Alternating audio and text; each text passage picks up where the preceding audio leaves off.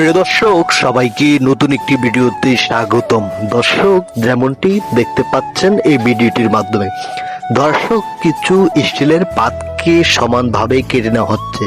হয়তো আপনি ভাবছেন কি জন্য কেটে নেওয়া হচ্ছে, তাহলে চলুন আজকে এই ভিডিওর মাধ্যমে জেনে নেওয়া যাক এবং সেটি দেখানোর চেষ্টা করব।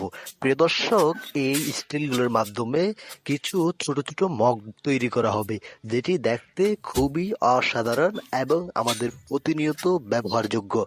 দর্শক, প্রথমেই এই স্টিলগুলো থেকে গোল করে একটি করে মগের আকৃতি তৈরি করা হলো। প্রিয় দর্শক, তার নিচের অংশটুকু লাগিয়ে তা মেশিনের মাধ্যমে তৈরি করা হচ্ছে একটি করে মগ, যেটি আসলেই সুন্দর ও ব্যবহারযোগ্য এবং যা আমরা প্রতিনিয়ত ব্যবহার করে থাকি। প্রিয় দর্শক, এই মগগুলো আমাদের পুরনো ঐতিহ্যে, পুরনো পিছনের দিনগুলোতে আমরা ব্যবহার করতাম। বর্তমানে মানুষ কাঁচ সহ, প্লাস্টিক সহ বিভিন্ন পণ্য ব্যবহার করে থাকে, কিন্তু এগুলোর ব্যবহার মজাই আলাদা। প্রিয় দর্শক, ঠিক কিভাবে তৈরি করা হচ্ছে ঠিক দেখে নিন। মগগুলো তৈরি করা হলো, যেটি দেখতে অসাধারণ এবং যেটি ব্যবহারযোগ্য হয়ে গেল।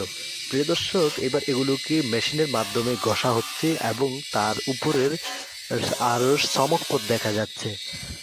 দর্শক, সঙ্গেই থাকুন এবং নিত্য নতুন ভিডিও পেতে পেজটির সঙ্গেই থাকুন। ধন্যবাদ আজকের মতো।